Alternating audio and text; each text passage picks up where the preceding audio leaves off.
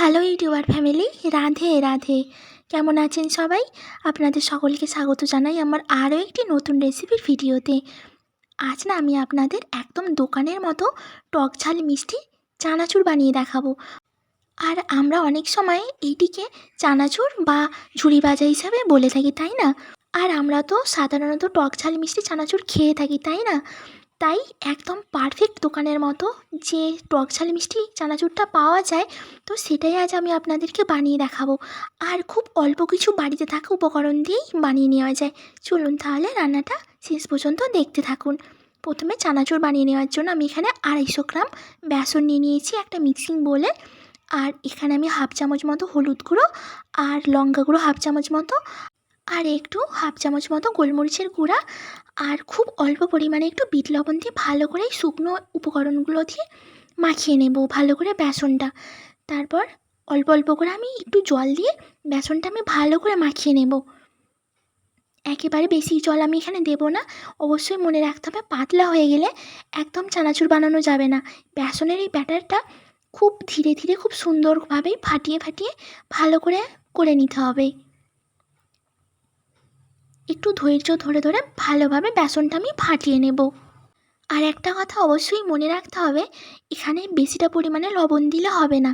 না হলে চানাচুর না হওয়ার সময় মানে ভাজার পরে সঙ্গে সঙ্গে নরম হয়ে আসতে পারে। এই দেখুন, চানাচুর তৈরির জন্য টেক্সচারটা ঠিক এই রকম ঘন রাখতে হবে, না পাতলা না ঘন। তারপর আমি একটা বোতল নিয়ে নিয়েছি। বোতলটা মুখটা আমি দুটো সাইজ করে ফুটো করে নিয়েছি। যেরকম একটা সরু চানাচুর মতো কাঠি হয় না, কাঠি যেমন সরু সরু ভাজা হয় আর একটা মোটা কাঠি হয়, তো সেইটা আমি দুই রকম সাইজ করে আমি ফুটো করে নিয়েছি। আর বোতলের ভিতরে আমি এই ব্যাটারটা যেটা আমি বেসনের করলাম সেই ব্যাটারটা আমি পুরে নিয়েছি। এই দেখুন, তারপর আমি একটা কড়াই নিয়ে নিয়েছি আর একটু সাদা তেল আগে থেকেই গরম বসিয়ে দিয়েছি। তারপর হালকাভাবে বোতলটা প্রেস করে আমি এই চানাচুরগুলো ভেজে নেব। এই দেখুন, আর আমি প্রথমবারে আমি সরু যে ফুটোটা করেছিলাম না বোতলের মুখে, তো প্রথমে সরু এই চানাচুরটা ভেজে নেব।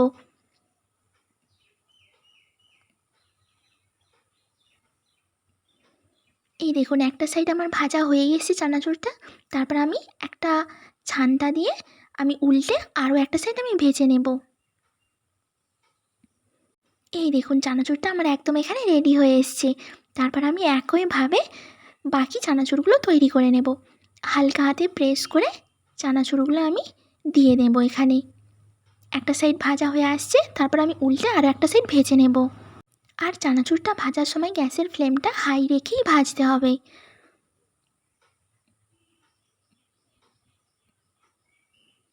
এই দেখুন, আমার আরও একটা চানাচুর এখানে রেডি। কি বলুন তো, এখানে যে এই রকমভাবে একটা গোলাকার আকৃতি আমি যে রোল রোল করে বানিয়ে নিলাম, কী জন্য বলুন তো? সহজে না তুলতে সুবিধা হবে। আর কি বলুন তো, পরে যখন চানাচুরগুলো আমি ভাঙবো বা হাত দিয়ে বা যাই হোক কিছুভাবে, তো তখন চানাচুরগুলো ঝুড়ো ঝুড়ো হয়ে যাবে।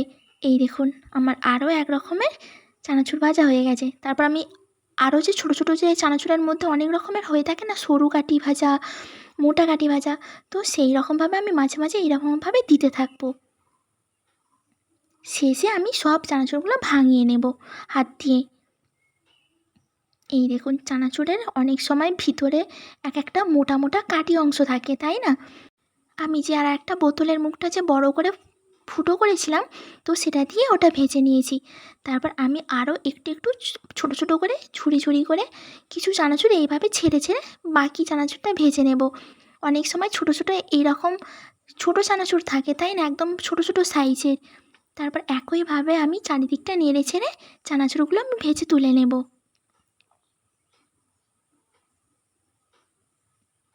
এই দেখুন, চানাচুরটা ভাজা হয়ে এসছে। এই দেখুন, আমি আরও একটা চানাচুরের আকৃতি এখানে তৈরি করব। অনেক সময় চানাচুরের ভিতরে একটা বোঁদের আকারে একটা চানাচুর থাকে, জানেন তো? তো সেটাই এই যে ছান্তাটা আছে, মাঝে যে ফুটো ফুটোটা আছে, তো এখানে আমি একটু বেসনের ব্যাটার রেখে দিয়েছিলাম। তো সেটাই আমি আস্তে আস্তে করে নাড়িয়ে চাড়িয়ে অটোমেটিক্যালি এই দেখুন ওই বোঁদের আকারের মতো গোল গোল হয়ে নিচে পড়ে গেছে। তারপর আমি নেড়ে চেড়ে ভালোভাবে এই বোঁদেগুলো ভেজে নেব। এই দেখুন ভাজা হয়ে এসছে, এবার আমি ছেঁকে ভালোভাবে তুলে নেব। তারপর আমি বাকি চানাচুর কিছু তৈরি করে নেব। অনেক সময় এটাকে আমরা ঝুরি ভাজাও বলে থাকি, তাই না? আর জানেন তো, এখানে চানাচুরে অনেক রকমের পদ্ধতি দেখালাম। কোনোটা মোটা, কোনোটা ঝুড়ো ঝুড়ো, কোনোটা একদম গোল গোল রিং আকারে যেমন হয়, তো সেই রকমভাবে অনেক রকমের চানাচুর তৈরি করলাম। একইভাবে আমি সব চানাচুর বা ঝুরি ভাজাগুলো ভেজে তুলে নেব। এখানে আমার সব চানাচুরগুলো তো ভাজা হয়েই গেল। এবার ওই তেলেই আমি চানাচুরের বাদাম ভাজা করে নেব। আমি কিছু কাঁচা বাদাম নিয়ে নিয়েছি। তারপরে গ্যাসের ফ্লেমটা একদম লোতে রেখেই বাদামটা ভাজতে হবে, নাহলে বাদামটা বেশি পুড়ে যেতে পারে হাই ফ্লেমে দিলে, আর খেতে একদম সুস্বাদু হয় না। তাই বাদামটা ভাজার সময় গ্যাসের ফ্লেমটা লোতে রেখেই বাদামটা ভাজতে হবে। তারপর এই দেখুন, চানাচুরের জন্য আমার এখানে বাদাম ভাজাটা হয়েই এসছে। এবার আমি ভালোভাবে ছেঁকে তুলে নেব বাদামটা। গ্যাসের ফ্লেমটা লোতে রেখেই বাদামগুলো আমি তুলে নেব। চলুন এবার চানাচুরের জন্য মেন মশলাটা তৈরি করে নেওয়া যাক। আমি একটা মিক্সিং জার নিয়ে নিয়েছি। তারপর খুব অল্প পরিমাণে হাফ চামচ মতো লঙ্কা গুঁড়ো আর 1.5 চা চামচ মতো এখানে পাস্তা মশলা নিয়েছি বা ম্যাগি মশলা। তারপর 1 চামচ মতো এখানে চাট মশলা নিয়েছি, আর 1 চামচ মতো এখানে বিট লবণ, আর হাফ চামচের থেকে একটু বেশি নিয়েছি গোলমরিচের গুঁড়া, আর সব শেষে 1 চামচ মতো মিষ্টির জন্য চিনি দিয়ে নিয়েছি। তারপর সব মশলাগুলোতে মিক্সিতে দিয়ে 5 থেকে 6 সেকেন্ড মতো ঘুরিয়ে নিয়েছি। এই দেখুন মশলাটা এখানে একদম রেডি। চলুন এবার আপনাদেরকে একটু দেখাই যে চানাচুরটা কতটা মুচমুচে হয়েছে। এই দেখুন হাত দিয়ে ভাঙলে কতটা মুচমুচে হয়ে ভেঙে যাচ্ছে।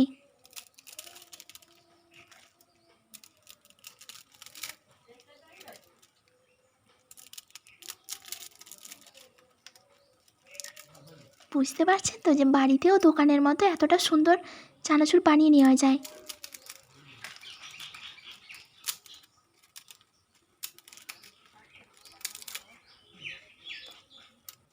আর হয়তো আপনারা বিশ্বাস করবেন না যে চানাচুরটা এইরকম মশলা বা এইরকমভাবে ভাজলে একদম দোকানের থেকেও বেশি ভালো স্বাদ লাগে। তারপর সব শেষে আমি কিছু ক্যারি বাদাম ভেজে নিয়েছিলাম ওই সাদা তেলেই। তারপর হাত দিয়ে একটু গুঁড়ো করে নিয়ে ভালোভাবে চানাচুরে মিশিয়ে দেব। আর আপনারা তো জানেন চানাচুরে ক্যারি পাতা না দিলে বেশ ভালো জমে না, তাই না? তারপর ভালো করে সব ক্যারি পাতাটা আর সব চানাচুরটা আমি ভালোভাবে হাতে মিশিয়ে নেব। তারপর আমি উপর দিয়ে বাদামটা আমি দিয়ে দিলাম এখানে মিশিয়ে। এই দেখুন তারপর আমি মশলাগুলো আমি এখানে দিয়ে নেব। আমি যে আগে থেকে মশলাটা তৈরি করে রেখেছি সেখানে আমি 1 থেকে 2 চামচ মতো এখানে মশলাটা প্রথমে ছড়িয়ে নেব। প্রথমে আমি একেবারে বেশি মশলা দিইনি, কারণ কখন টক বা কখন মিষ্টি বা ঝালটা যদি বেশি পরিমাণে হয়ে যায় তো ডিসব্যালেন্স হয়ে যাবে, তাই না? তো এই পরিমাণ বুঝে আমি মশলাটা মেশাচ্ছিলাম।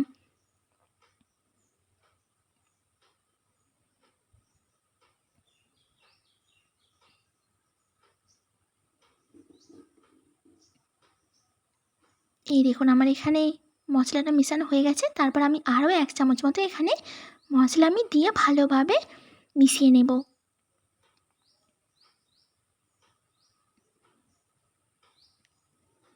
আর জানেন তো, ছোটো থেকে বড় বা বাচ্চারা বা এরকম টক ঝাল মিষ্টি চানাচুর বা আমাদেরই বলুন না, যদি একবার সন্ধ্যার সময় বা যে কোনো সময় এইরকম চায়ের সাথে যদি পাওয়া যায় তাহলে কেমন হয় বলুন। এই দেখুন আমার এখানে একদম চানাচুরটা তৈরি হয়ে গেছে। আপনাদেরকে একটু প্লেটে সার্ভ করেও দেখালাম। আর জানেন তো, এই রকম চানাচুর একেবারে 1 মাস থেকে 2 মাস এরকম স্টোর করেও রাখা যায় যদি অনেক বানানো যায়। আজ তাহলে আমার ভিডিও আমি এখানেই শেষ করছি। খুব তাড়াতাড়ি দেখা হবে নতুন একটা রেসিপির ভিডিওতে। সবাই ভালো থাকবেন, সুস্থ থাকবেন, সাবধানে থাকবেন। রাধে রাধে।